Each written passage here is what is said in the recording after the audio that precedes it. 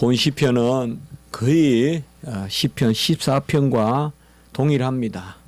조금 몇 구절 다른 부분은 있지만은 그래서 칼빈의 주석에 보면 시편 53편은 아예 주석이 없습니다. 없고 14편과 동일하므로 14편을 보시면 됩니다라고 이렇게 빼고 다음 시편으로 이렇게 주석하고 있는 모습을 볼 수가 있습니다. 우리가 시편에서 대체로 무신론자의 시편이다라고도 부르는 그런 부분입니다. 바로 하나님을 부인하고 하나님의 존재를 부인하는 그런 무신론자들에 대한 그런 시편이 바로 대표적으로 바로 14편이고 이것이 또다시 노래된 것이 시편 53편입니다. 본 시편에서 우리가 믿지 않는다라고 하는 것은 그렇게 우리가 무신론자들을 그런 바라보고 또 그들에게 경계하는 그런 시편이라고도 볼 수 있지만 대체로 역사적 배경은 다윗이 이 시편을 쓰는 그런 배경은 믿는 회중 가운데서 믿지 않는 자, 어떻게 보면 어폐가 있어 보일지 몰라도요, 바로 하나님의 자녀라 하면서 하나님을 믿지 않는 자, 특별히 자신을 지금 대적하는 그런 사울을 쫓는 무리들, 구체적인 역사적 배경은 우리가 잘 알 수 없지만은 그런 부분으로 바라보는 것이 옳을 것입니다. 어쨌든 이 시편이 전체적으로 우리에게 주는 것은 무신론자에 대한 그런 경계, 하나님이 없다, 그의 존재와 섭리를 부인하는 그런 자들에 대하여 또 하나님이 어떻게 하실 것인가, 그것을 간구하고 또 그들이 마땅히 하나님 앞에 어떤 보응을 받을 것인가, 이런 것을 노래하고 있지만은 아까 금방 말씀과 같이 우리가 날마다 살아가면서 겪는 그런 믿음의 신앙생활하는 가운데서 겪는 그런 갈등들, 어떻게 보면 내 안에서 부딪히는 그런 끊임없이 제기되는 그런 문제들, 그렇게도 우리가 이 시편을 적용해 볼 때 좀 더 이 시편의 묘미가 있을 것이라고 그렇게 생각합니다. 사실 하나님 보이지 않고 잡히지 않고 또 들리지 않으니 우리가 하나님이라고 이름을 부르지만은 사실 우리가 길에 눈에 띄어야 아버지라고 부르는데 아버지가 없는데 아버지라고 부른다는 게 얼마나 실감이 나지 않는 일입니까?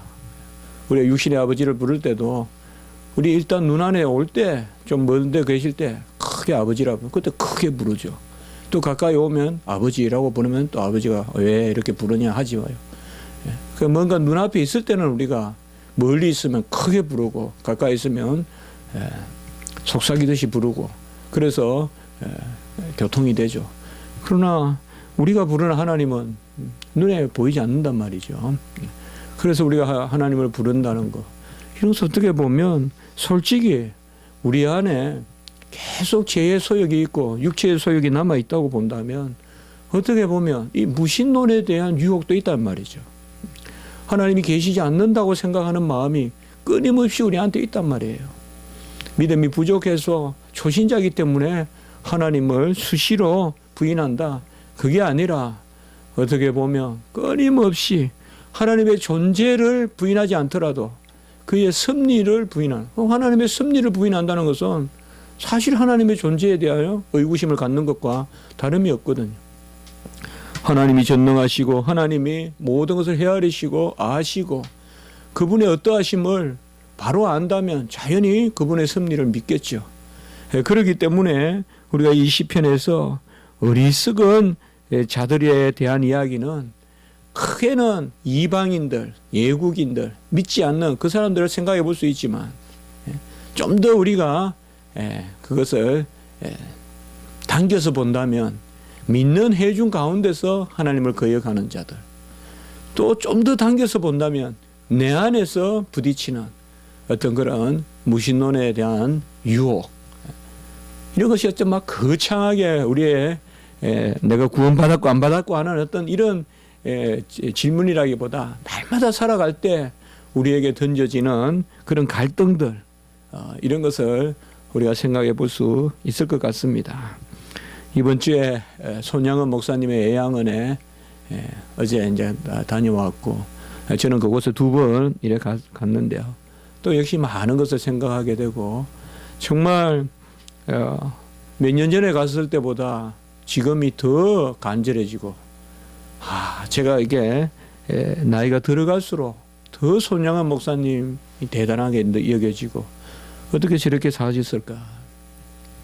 형무소에서 1년 6개월 동안 일단 선고를 받았죠.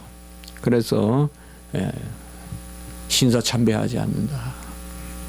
신사참배하지 않는다는 그 신사참배 거부로 1년 6개월간의 형을 받고 1년 6개월 살고 조금 그냥 형기를 채우고 나오면 될 텐데 거기서 또 전도를 하고 계속 이제 다른 데 가서 또 이렇게 이감될 때마다 간수들한테 전도하고 이러니까 이 사람 내보내면 안 된다. 그래가지고 아예 종신형을 해가지고 한마디 무기형을 내렸죠. 손영호 목사님. 그래서 옛날 같으면 뭐 그냥 무기형 했겠다 싶은데 이제 저도 자꾸 이렇게 나이가 들어보니까 한 사람이 감옥에 들어가서 그것도 모국의 법정도 아니고 다른 나라 식민지가 된 가운데서 그런 피통치 그런 국가에서 식민지가 된 그 일본 법정에서 무기징역을 받았을 때 무슨 희망이 있겠어요? 그때 뭐 우리나라가 독립된다는 그런 소망이라도 있었겠어요? 감옥 안에서. 또 그리고 계속 뭐 기도하면 식사를 절반씩 줄이고 계속 굶으면서 그런 말이 있더라고요. 살기도 힘들고 죽기도 힘든 그 정도 밥만 준다 이거죠. 그럼 아예 밥을 안 주고 죽게 만들든지 밥을 좀 주가 배를 부르게 해야 되는데 안 죽을 만큼만 주고 먹어도 배부르지 않는 만큼 그렇게 이제 먹여서 그래서 이제 참 여러 가지 생각하면서 손양은 목사님은 어떻게 저렇게 될 수 있을까 뭐 그러면서도 또 제가 그렇게 많이 가르치죠. 주 안에 넣지 못함이 없다. 우리가 그렇게 말씀을 보잖아요. 분명히 손양은 목사님만 가능한 건 아니죠. 넣지 못함이 없다 했으니까 우리도 손양은 목사님 같이 살 수 있는데 어떻게 손양은 목사님은 저랬을까? 간단하더라고요. 여호와를 인정하는 거죠. 여호와의 살아계심을 인정하고 또 여호와의 섭리를 인정하고 그의 뜻을 인정하고 오늘 1절에 보면 어리석은 자 나발이다. 히브리어로 어리석다 이 말 나발이라는 건데요. 이 어리석은 자는 그의 마음에 이르기를 하나님이 없다 하도다. 아까 말씀드렸던 14편에도 그대로 나오죠. 그의 마음에 이르기를 하나님이 없다 하더라. 그의 마음이 뭘까요?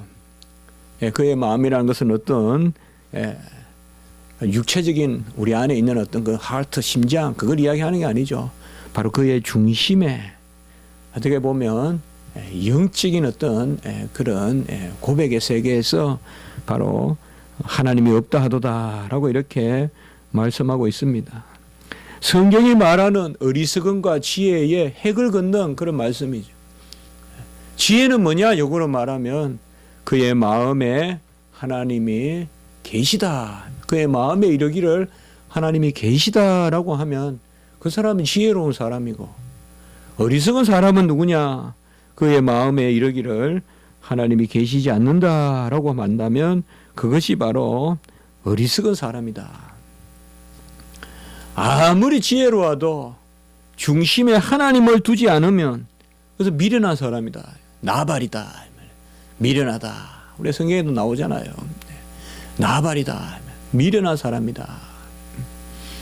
아무리 세상에서 미련하고 아무리 세상 기준으로 봤을 때 어리석어 보여도 하나님을 중심에 두고 살면 하나님이 내 인생을 이끄시고 하나님이 내 삶의 주장자가 되시고 하나님이 모태에서 나를 조성하셨고 하나님이 언약의 백성으로 인치시고 끝까지 나를 붙드신다. 이런 중심에 하나님을 두는 자가 바로 지혜로운 자다. 그렇게 말할 수 있는 것이죠. 우리가 특별히 말할 때 이 어리석음은 세상의 질서와 가치 구조를 쫓아가는 그런 삶을 사는 사람, 이 어리석은 사람입니다. 세상의 질서에 충실히 봉사하는 게 기독교가 아닙니다. 세상의 질서에 100점을 맞는 것, 그것이 우리 크리스천들이 추구하는 것이 아닙니다. 어떤 윤리적인 기준은 세상에서 주어지고 우리 교회는 그런 윤리적인 세상의 기준을 충족시켜주는 그런 곳이 아니죠. 절대 세상적 기준과 하나님의 기준은 일치할 수가 없습니다. 어느 정도까지 일치하는 듯 보이지만은 중심에 이르기를, 마음에 이르기를 영적인 세계에서는 전혀 판이하게 다릅니다. 아무리 뭐라고 해도 세상은 중심의 여호와의 존재를 인정하지 않습니다. 우리 헌법이 종교의 자유를 인정은 하지만은 여호와의 존재를 인정하는 것은 아닙니다. 그것은 다양한 어떤 다종교, 그런 종교의 자유를 인정하는 거지 중심의 여호와를 인정하는 그런 헌법은 이 세상에 사실 없습니다. 무슨 기독교 국가다라고 있어 왔지만은 근대 이래 제가 보기에 지금 기독교 국가가 어디 있습니까? 로마 캐톨릭이 기독교입니까? 그 바티칸을 기독교 국가라고 그래 그건 이단 집단이죠. 어디가 기독교 국가입니까? 지금 스코틀랜드가 기독교 국가입니까? 스위스가 기독교 국가입니까? 하란이 기독교 국가입니까? 90% 이상은 중심의 여호와가 없습니다. 겉으로 믿는 성도들 15%, 교회 가는 성도들 2%밖에 안 됩니다. 지금 서구에. 이게 지금 현실입니다. 어떻게 보면 세상은 아주 지혜롭게 변해가는 것 같고 현대 세계는 아주 명민하게 그렇게 움직이는 것 같아도 어리석다는 거죠. 진정 어리석은 자는 하나님의 존재를 부인하는 자입니다. 하나님은 보이지 않습니다. 그러나 하나님은 무한하시고 하나님은 영이시고 삼위일체에 살아계신 하나님입니다. 사실 하나님의 존재를 인정하지 않는 것은 전부 다 무일 뿐입니다. 없는 것입니다. 우리가 영생이라는 관점에서 봤을 때 하나님을 중심에 두지 않는 것은 전부 다 무입니다. 무. nothing입니다. 혹은 허무입니다. nothingness. 허무함입니다. 아무것도 없는 겁니다.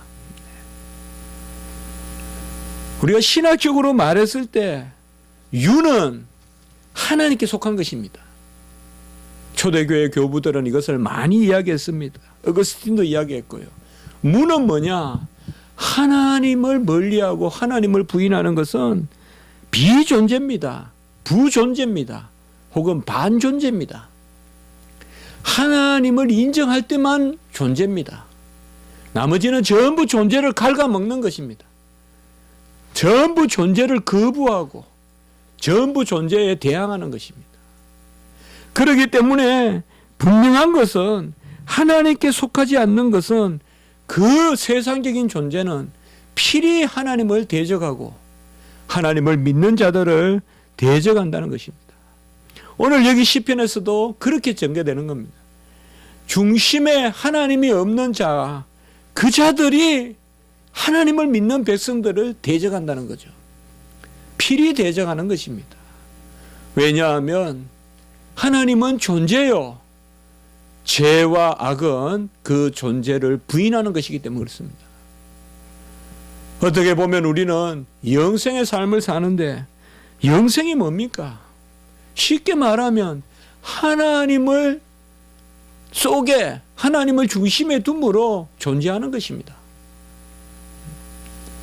그게 영생입니다. 그러면 하나님을 떠나 있는 건 뭐예요? 그건 영벌이고 영멸입니다. 영멸. 영원히 없어지는 것입니다. 그게 바로 nothing입니다. 그게 허무한 것입니다. 그러므로 세상에서 사는 자는 죽는 것이요. 진정 죽는 자가 사는 것이다라고 주님께서 말씀하시는 것은 살려고 하는 자는 죽고 죽으려고 하는 자는 산다고 말씀하신 것은 바로 그런 것입니다. 그렇기 때문에 우리는 진정한 존재, 진정한 있음, 이것은 오직 하나님께 속할 때만 그렇습니다. 명예도 하나님이 주셔야 되고, 재물도 하나님이 주셔야 되고, 학벌도 하나님이 주셔야 되고, 어떤 지위도 하나님이 주셔야 그게 있는 것이지, 나머지는 다 허무한 것입니다. 없는 것입니다. 종이를 태우면 재가 되어 날아가죠. 그런 겁니다. 아무리 1억짜리 수표가 있어도 그것을 태우면 그거는 부존재죠. 다 그런 것입니다. 우리가 평생 돈을 얼마를 가지고 살까요? 돈을 가지고 사는 것은 적지만 우리가 평생 쓰는 돈은 많다고 하던데요, 보니까. 사실상 허무한 거죠. 재물도 허무한 거고 허무한 거요. 하나님 안에 있을 때. 그래서 어리석은 자는 하나님의 존재를 부인하고, 하나님의 존재를 부인하는 자는 모든 만물의 올바른 순서, 그것을 모르는 것입니다. 진정한 존재가 뭔지 모르는 것이고 허무한 것만 쫓아다니는 거예요. 두 번째 어리석은 사람은 누구냐? 하나님의 섭리를 부인하는 것입니다. 하나님의 존재를 부인할 뿐만 아니라 하나님이 살아계시는 그 하나님이 드러나심을 부인하는 것입니다. 하나님은 지금 공기 가운데도 계시고, 하나님은 수목 가운데도 계시고, 물론 내 안에도 계시고, 하나님의 존재가 드러나는 것을 부인하는 것이 또한 어리석은 것입니다. 이것을 우리는 실제라고 부를 수 있습니다. 혹은 현존이라고 부를 수 있고, 혹은 실존이라고도 부를 수 있습니다. 오늘 제가 왜 이렇게 철학적인 용어를 많이 쓰는가 하면, 본래 이 시편 53편, 14편이 이렇게 철학적으로 많이 이야기되는 시편이기 때문에, 하나님의 존재를 부인하는 시편이기 때문에 그렇게 말씀을 우리가 나누어 보는 것입니다. 어리석은 자는 하나님의 존재를 부인할 뿐만 아니라 하나님의 실존을 부인하는 것입니다. 실제를 부인하는 것이요, 하나님의 드러남을 부인하는 것입니다. 하나님은 드러나지 않고 존재하지 않습니다. 드러나지 않고 존재하지 않습니다. 혹은 존재하지 않고 드러나지 않습니다. 나머지는 전부 헛것입니다. 하나님은 존재하시면서 드러나십니다. 존재하시면서 그렇게 드러나십니다. 그렇게 존재하시면서 그렇게 드러납니다. 하나님 외에는 존재와 드러남이 다 틀립니다. 이 단어가 바로 우리가 매일 고백하는, 십자가 지기 소명에서 고백하는, 그는 근본 하나님의 본체시나 할 때 그 본체라는 단어가 그 단어입니다. 헬라어로 모로페라고 하는데요, 본체라는 말은 존재도 그러하고 드러남도 그러하다는 뜻입니다. 그는 근본 하나님의 본체시나, 그는 예수 그리스도예요. 예수 그리스도는 근본 존재도 하나님이시고 드러남도 하나님이시나, 하나님과 동등됨을 취할 것을 여기지 아니하시고 오히려 자기를 낮추어 종의 형체를 취하여, 거기 형체도 또 모로페란 단어입니다. 똑같은 단어입니다. 여기 때 종은 바로 사람입니다. 사람의 모로페다.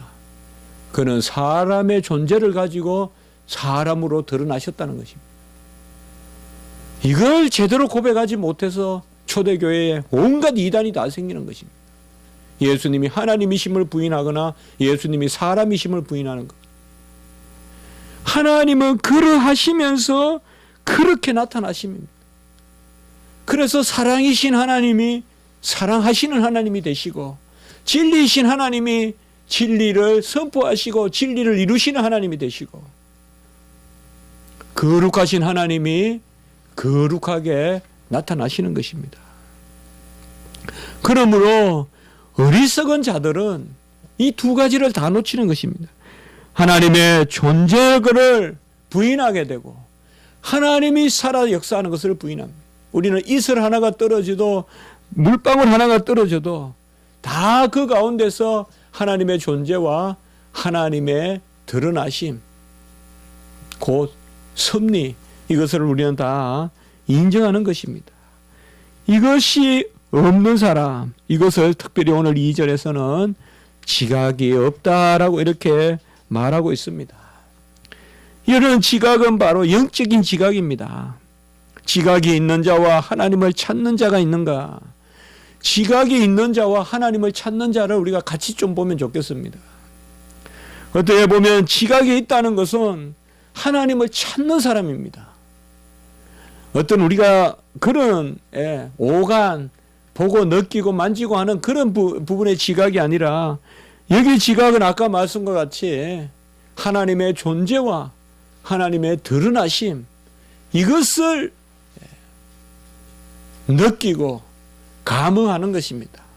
성령의 역사로.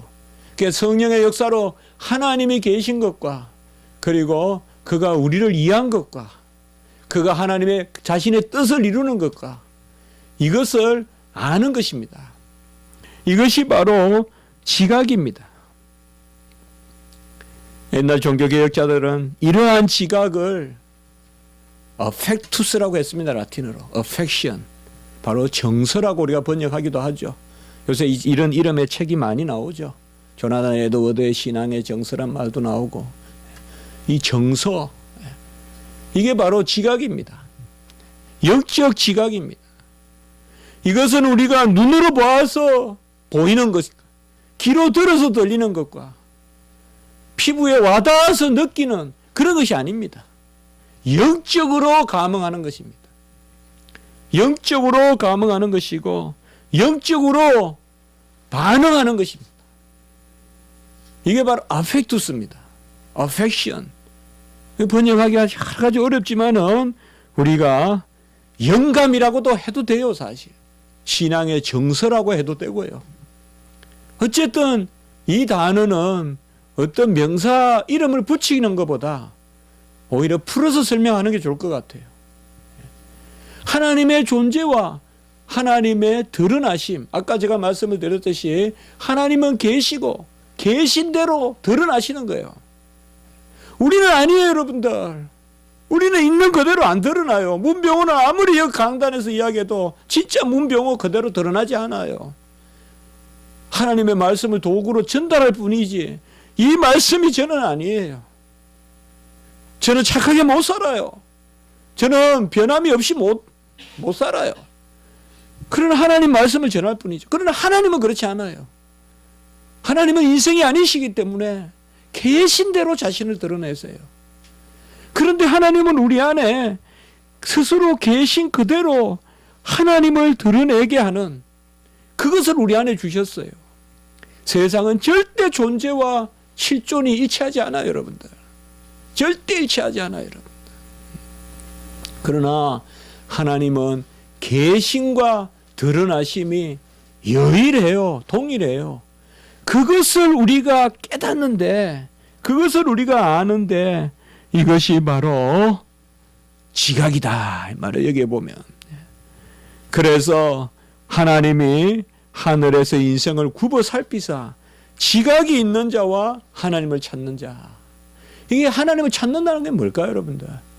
내가 이성으로 찾는 게 아닙니다. 반응하는 겁니다. 그러니까 지각이 있으면 하나님을 찾는 거예요, 우리가. 우리가 뭐 나무에 보면 무슨 굴강성이니 뭐 또 주강성이니 뭐 그런 거 있잖아요, 여러분들. 우리가 보면 짐승의 주강성이라 합니까? 그냥 나무는 빛을 보면 빛을 향하여 살잖아요. 나무가 그쪽으로 뻗어가잖아요. 그 굴강성이라고 합니까? 이게 빛을 향하여 자라잖아요. 그래서 나무를 돌려놓고 그러잖아요. 근데 그거예요, 여기서 찾는다는 것은 뭐냐 하면 내 의지로 찾는 게 아니라 나무는 빛을 향하여 줄기가 뻗어가듯이 하나님이 우리 성도들은 하나님을 향하여 뻗어나가게 하는 것이죠.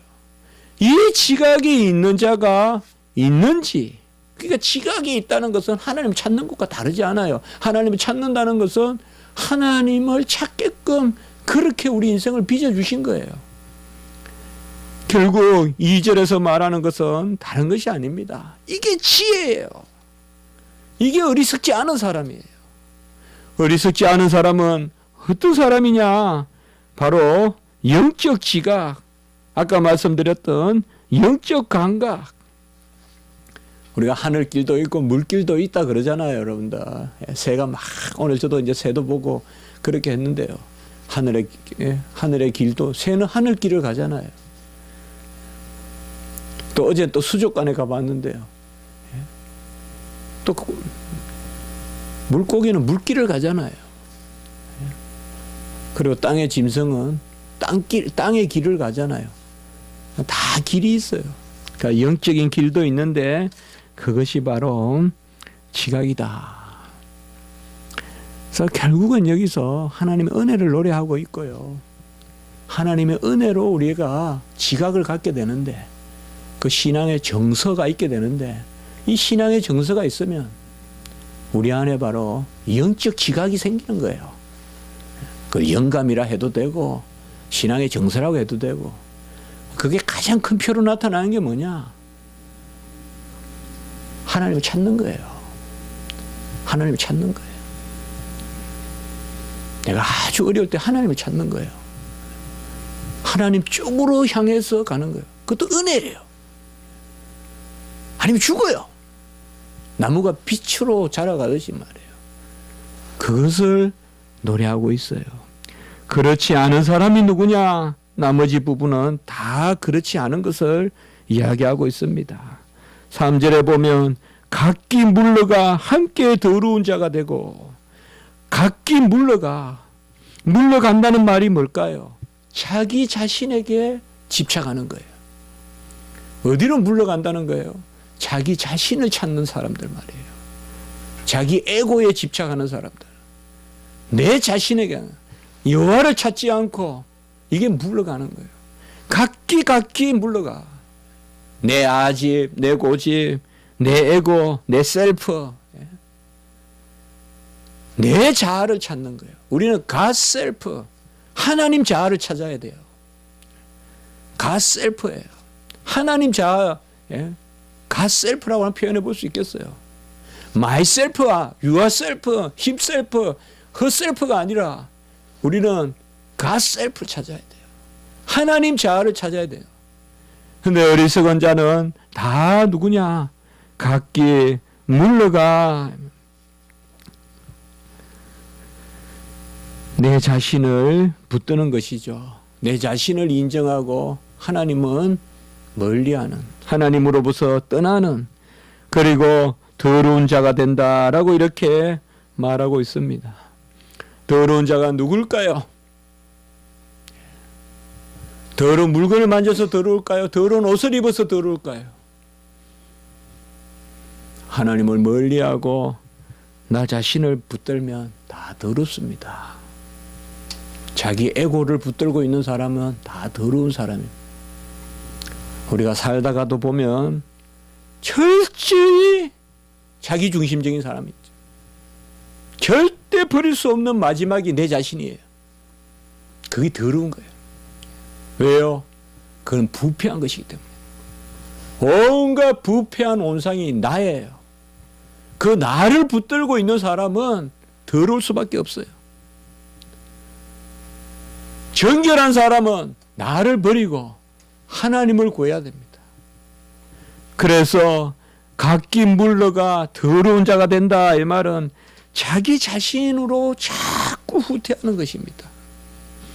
내가 맞고, 내 생각이 맞고, 내 고집이 맞고, 내 살아온 패턴이 맞고, 내 사고방식이 맞고, 그게 더러운 것입니다.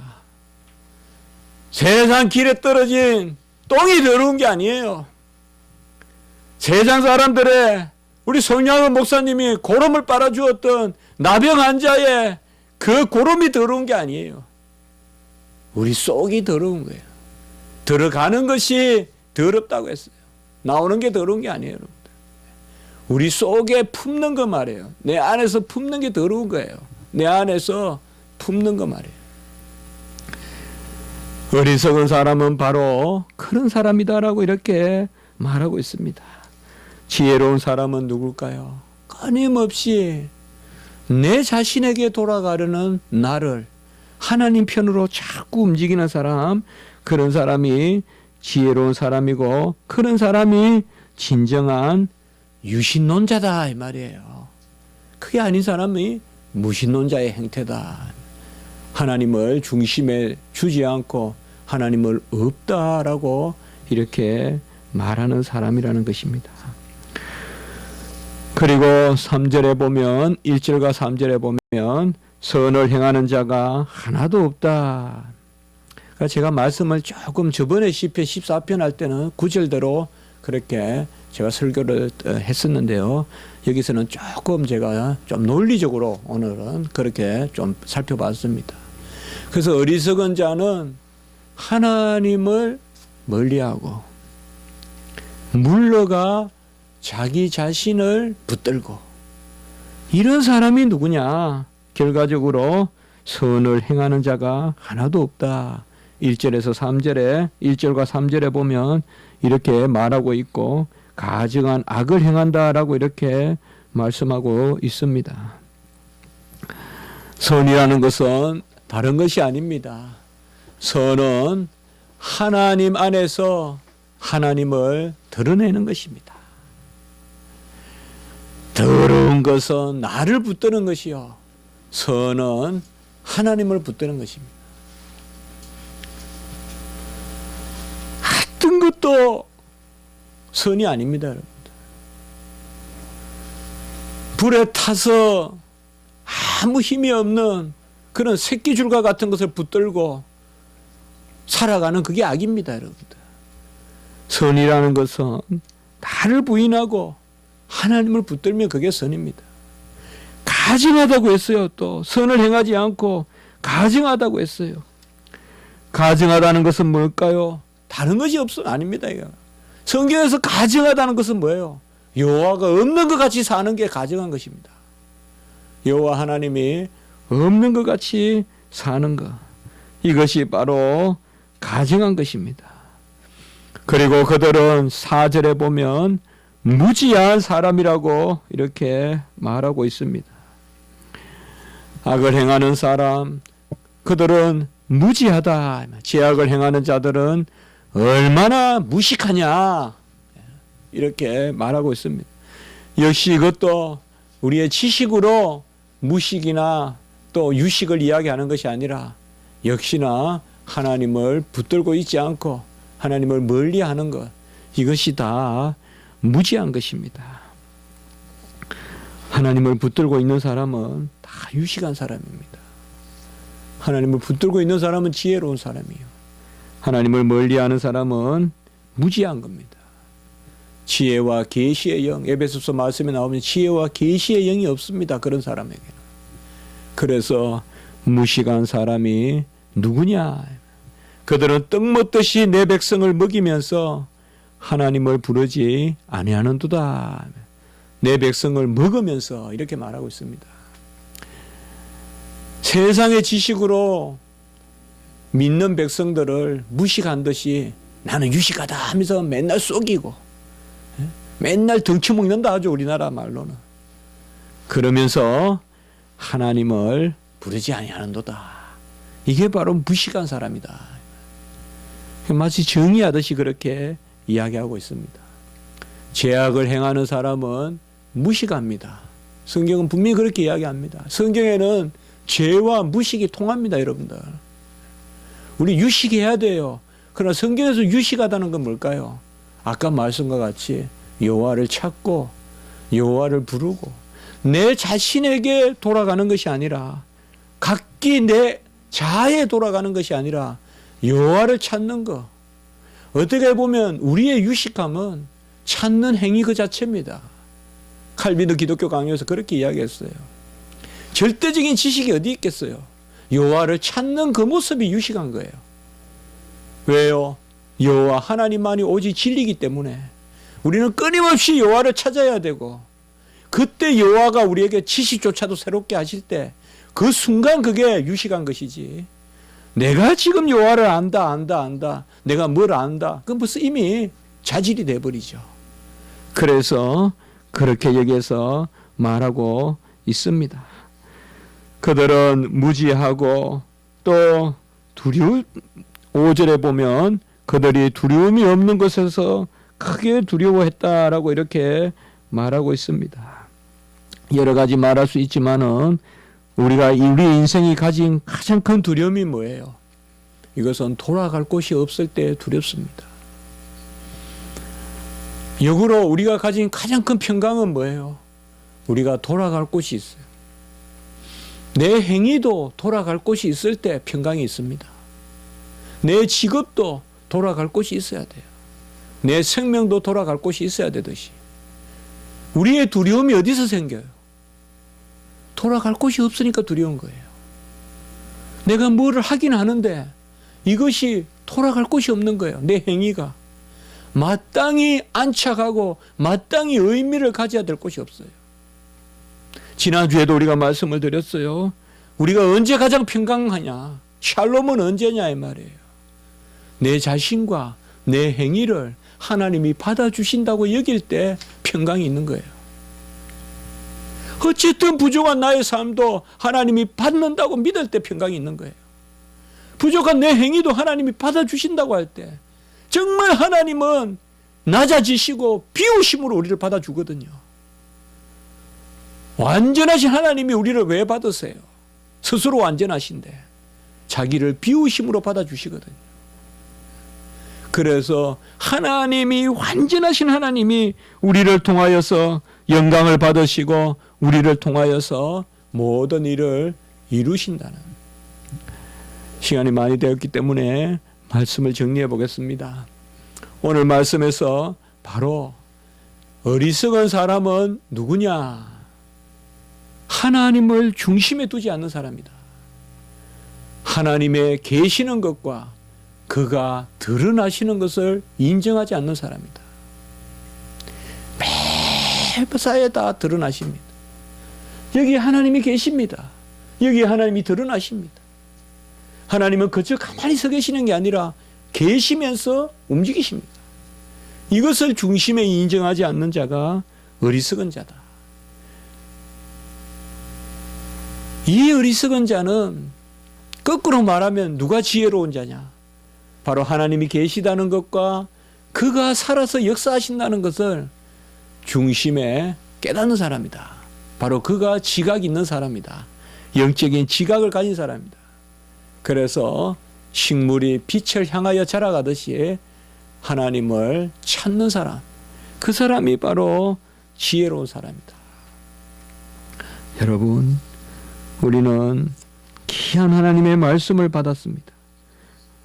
어떤 일이든 우리를 내려놓아야 됩니다. 우리는 간혹 나 자신을 잊어버려야 됩니다. 내 자신이 없는 같이 살아야 됩니다. 내 자신이 없는 같이 살아야 돼요. 나는 없고 내 자신이 없는 것 같이 살아야 돼요.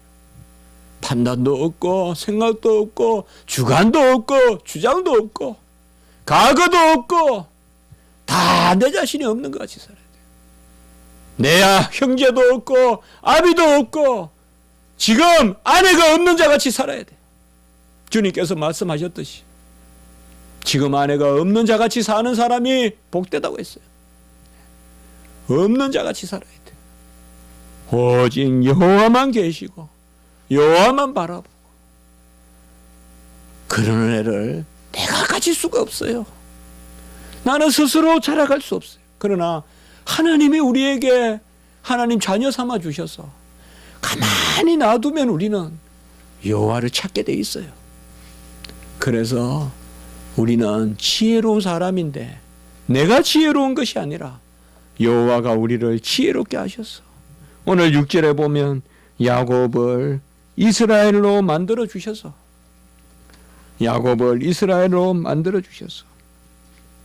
야곱은 발꿈치를 잡았다라는 뜻이고 이스라엘은 하나님과 겨루어 이겼다는 뜻이잖아요. 야곱은 누구예요? 육체적인 이름이에요. 형의 발꿈치를 잡고 이긴 사람. 이스라엘은 무슨 이름이에요? 영적인 이름이에요. 천사와 씨름에서 이긴 거예요. 이것이 바로 하나님 우리에게 주시는 거예요. 야곱이라는 이름으로 우리가 사는 것이 아니라 이스라엘이라는 이름으로 사는 것입니다. 육적으로 형을 이기는 것이 아니라 영적으로 여호와의 사자와 기도하면서 씨름해서 이겼다는 그 이스라엘의 이름, 겨루어 이겼다는 이름, 이것을 바로 하나님께서 우리에게 주시는 것입니다. 우리가 다 기뻐하시고 평강을 가지시고 너무 힘들어하지 마시고 하시면서 어떤 어려움도 내가 뭘 하려 하지 마세요. 회개도 내가 하는 거 아닙니다. 너무 내가 못했다고 나의 에고로 돌아가지 마세요. 회개할 때도 내 에고로 돌아가지 마세요. 잘한 것도 내 에고로 돌아가지 말아야 될 뿐만 아니라 죄도 물론 내가 지었지만은 내 에고에 맡기지 마세요. 그것은 아주 병적인 죄의식이 됩니다. 나는 없어야 돼요. 회개할 때도 내가 없어야 되고 잘했을 때도 없어야 되고 내가 없어야 돼요. 선행했을 때도 내가 없어야 돼요. 악행했을 때도 내가 없어야 돼요. 그래야 하나님이 우리에게 평강을 주십니다. 특별히 어제 이런 시편의 말씀과 생각하면서 제가 오늘 53편을 계속 생각하면서 어제 여수의 양언이나 이런 데 가면서 손영은 목사님 많이 생각을 했습니다. 한번 기도드리겠습니다.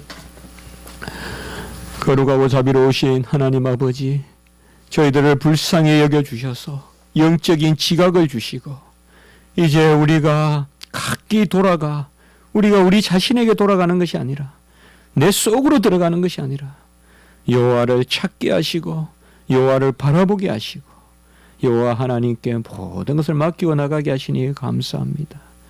나도 없고 친척도 없고 형도 없고 동생도 없고 가거도 없고 남편도 없고 아내도 없고 오직 여호와 한 분만 계시는 우리의 삶이 되게 해주시고 그로 말미암아 모든 것이 있는 모든 만유가 내 것이 되는 그런 역사가 있게 해 주시옵소서.